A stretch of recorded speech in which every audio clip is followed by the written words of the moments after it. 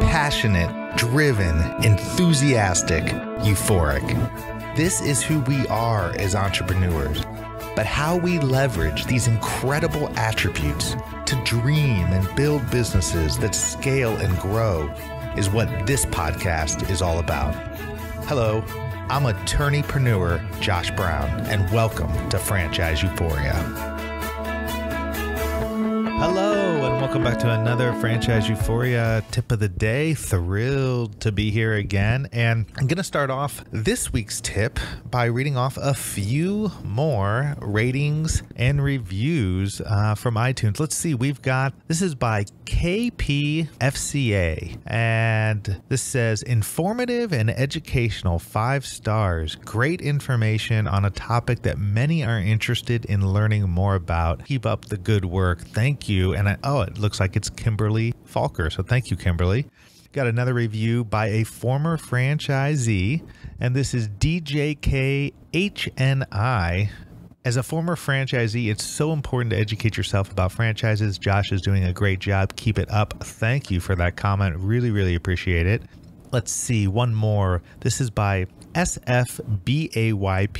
Says, excellent resource, 5 stars. Josh conducts great interviews. It's a very polished podcast. I particularly like the mix of the brief episodes providing tips along with the lengthier, high-profile interviews. Very nicely done. Highly recommended. Well, thank you for that. That really means a lot. So now into our quick tip of the day. We're going to talk about how you take your hobby and turn it into a business. Now, I know this doesn't directly relate to a franchisee or a franchisor, but so many people take their hobbies, turn them into businesses, and then realize that they can scale and grow those businesses through a franchise or franchise-like model. But it's so key in doing that you get started off on the right foot. I mean, I work with a lot of entrepreneurs and startup entrepreneurs that are creatives by nature, and I love that. I mean, I love working with people who are passionate about what they do. There's just simply no substitute for them. They're fun to work with, they're energized, they're enthusiastic, and so I love that.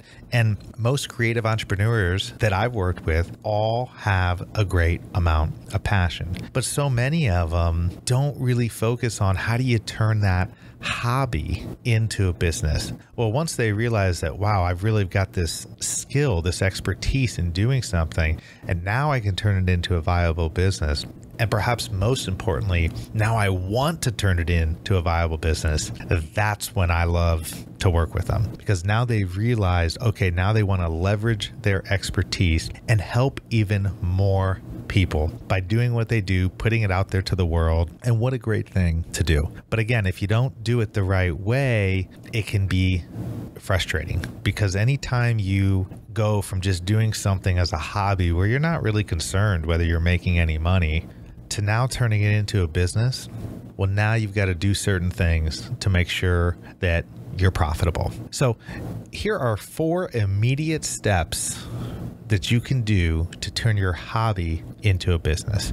Number 1, limit and focus. So a lot of creative people, even if they have a particular hobby, there's a lot that goes into the hobby, and maybe it's a little bit generalized, or maybe it encompasses doing a lot of different things depending on what people ask them to do. But it's so important when you're going to turn your hobby into a business to figure out, what is it about your hobby that you really love? You know, what is the one thing that if you had to get rid of everything else, you would say, I absolutely love this about what I do? That's what I'm talking about when I say limit and focus. That's how focused you need to be. You need to identify what exactly it is. And then you can start to figure out how to leverage that and turn that into a business.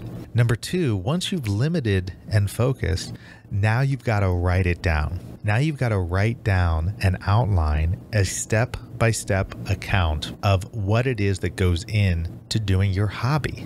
You know, whether you're making golf clubs, whether you're making hunting equipment. I mean, I don't know. I mean, it runs the gamut for any kind of hobby, whether you're making any kind of arts and crafts devices. You need to have a step-by-step outline of what it is you do. There's actually a great program out there called SweetProcess. It's sweetprocess.com.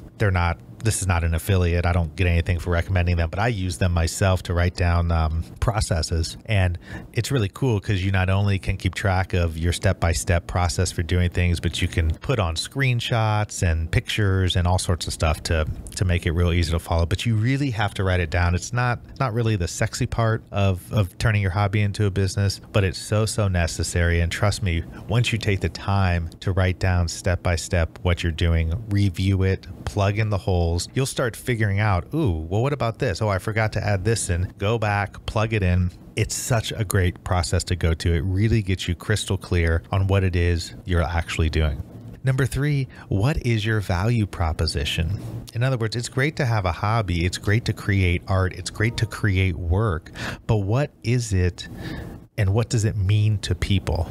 In other words, what is somebody else going to find value in? You must understand that before you turn your hobby into a business. And doing so will identify who your target market is. If you know what your value proposition is, if you know who this is targeted for, in other words, if you know that, wow, this is what I do and these are the type of people who would be interested in it, well, you've just identified your target market.